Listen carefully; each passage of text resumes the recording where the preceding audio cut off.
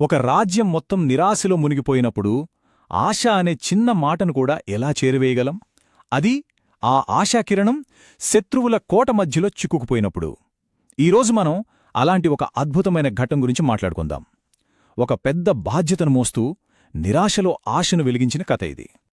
ఒక్కసారి ఊహించుకోండి, చుట్టూ శత్రువులు, ప్రతి క్షణం ప్రాణగండం. అలాంటి చోట ఒక ముఖ్యమైన సందేశాన్ని చేరవేయడం, అది సాధ్యమేనా? ఇది కేవలం ధైర్యం చూపిస్తే అయ్యే పని కాదు. ఇది తెలివితేటలకు అసలైన పరీక్ష. సరే, ఇక మన కథలోకి వెళ్ళిపోదాం. మొదటి అంకంలోకి. అక్కడ దాగి ఉన్న ఒక సాక్షి హనుమంతుడు. మరి ఆయన ఆ ప్రదేశంలో ఏం చూశాడు? అక్కడి పరిస్థితి ఎంత భయంకరంగా ఉందో ఎలా అర్థం చేసుకున్నాడు? తెలుసుకుందాం రండి. ఆ దృశ్యం లంక నడిబొడ్డున ఉన్న రావణుడి అశోకవనం. పేరుకు వనమే అయినా అదిప్పుడొక బంగారు పంజరం లాంటిది. ఆ చెట్ల కొమ్మల మధ్యలో ఎవరి కంటా పడకుండా దాగి ఉన్నాడు ఒక వ్యక్తి.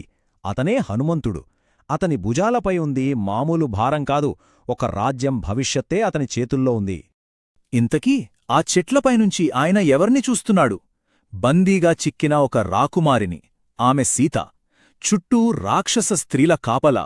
వాళ్ల మధ్యలో అంతులేని దుఃఖంలో మునిగిపోయి నిస్సహాయంగా కూర్చొని ఉంది.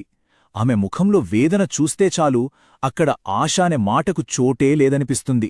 రావణుడి మాటల్లో ఎంత క్రూరత్వం ఉందో చూడండి. ఇది ఏదో గాలికి చెప్పిన బెదిరింపు కాదు. అది రావణుడి అహంకారానికి, అతని రాక్షసత్వానికి అద్దం పడుతోంది. అంటే సీతకు సమయం చాలా వేగంగా అయిపోతోంది. సీత పరిస్థితిని, రావణుడి మాటలను విన్న హనుమంతుడి గుండె బరువెక్కిపోయింది. ఇప్పుడు ఆయన ముందున్నది అతిపెద్ద సవాల్. ఆమెను కలవటం ఎలా?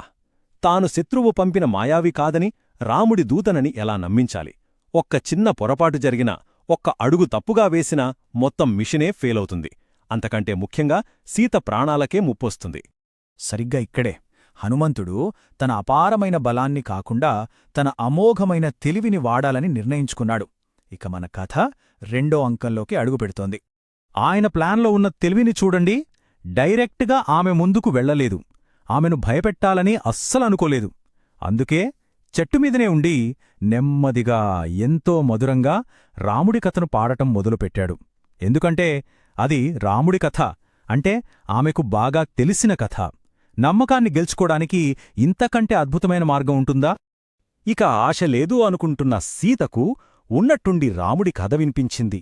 ఆయన గుణగణాలు, ఆయన పరాక్రమం. ఆ నిశ్శబ్దంలో, ఆ చీకట్లో ఒక తీయని స్వరం ఆమెలో ఆశను రేకెత్తించింది. కాని ఆ గొంతు ఎక్కడిది? ఎవరు పాడుతున్నారు? అంతే, సీత మనసులో ఒకటే గందరగోళం. ఒకవైపేమో ఇది రావణుడాడుతున్న మరో క్రూరమైన నాటకమేమో అని భయం. మరోవైపేమో ఇన్నాళ్లుగా తాను దేనికోసమైతే ఎదురుచూస్తోందో ఆ క్షణం రానే వచ్చిందేమో అని చిన్న ఆశ. ఈ భయం, ఆశ, ఈ రెండింటి మధ్య ఆమె మనసు నలిగిపోతోంది. ఇప్పుడు ఆ సందేహాలన్నింటినీ పటాపంచులు చేసే సమయమొచ్చింది. కథ మూడో అంకంలోకి అడుగుపెడుతోంది. ఇక్కడే నమ్మకం పుడుతోంది.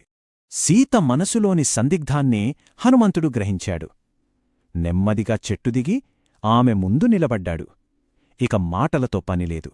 మాటలకన్నా బలమైన ఒక ఆధారాన్ని ఆమెకు ఇవ్వడానికి ఆయన సిద్ధమయ్యాడు. అదే రాముడి రాజముద్రిక ఉన్న ఉంగరం. అది మామూలు ఆభరణం కాదు, అది వాళ్ల ప్రేమకు గుర్తు. రాముడిచ్చిన మాటకు నిదర్శనం. రావణుడు ఎలాంటి మాయలైనా చేయగలడేమో కాని ఈ రాజముద్రికను మాత్రం సృష్టించలేడు. ఆ ఉంగరాన్ని చూడగానే ఆమెకు కొండంత ధైర్యమొచ్చింది.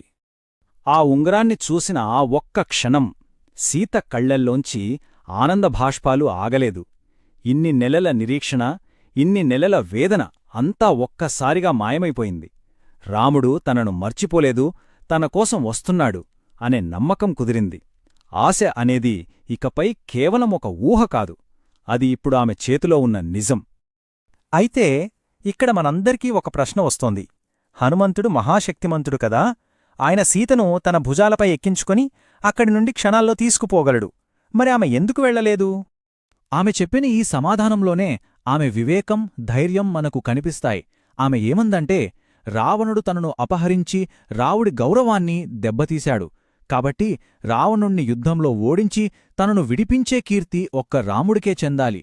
ఇది కేవలం తన విడుదల గురించే కాదు, ఇది ధర్మాన్ని నిలబెట్టడం గురించి. రాముడిచ్చిన గుర్తును స్వీకరించిన తర్వాత ఆమె కూడా బదులుగా ఒక గుర్తునిచ్చింది. తాను బతికి ఉన్నానని, క్షేమంగానే ఉన్నానని రాముడికి చెప్పడానికి తన శిరోరత్నమైన చూడామణిని హనుమంతుడికిచ్చింది. అప్పుడు సందేశం రెండు వైపులా చేరినట్టు అయ్యింది. అయితే ఇక్కడతో కథ అయిపోలేదు. అసలు కథ ఇప్పుడే ఒక నాటకీయమైన మలుపు తీసుకుంటుంది. సందేశం అందించే పనైతే పూర్తయింది, కాని హనుమంతుడి అసలు కార్యం ఇంకా మిగిలే ఉంది. దూతపాత్ర ముగిసింది, ఇక యోధుడి పాత్ర మొదలవబోతుంది. పదండి, కథ చివరి అంకంలాకి వెళదాం. అంతవరకు ఎంతో జాగ్రత్తగా, వినయంగా సందేశం చేరవేసిన ఆ దూత, ఆ పాత్ర ఇప్పుడు ముగిసింది. ఆ శాంతస్వరూపం పక్కకు తప్పుకుంది. ఎందుకంటే ఇప్పుడు అతని స్థానంలో నిలబడింది ఒక మహాయోధుడు, ఒక రుద్రుడి అవతారం.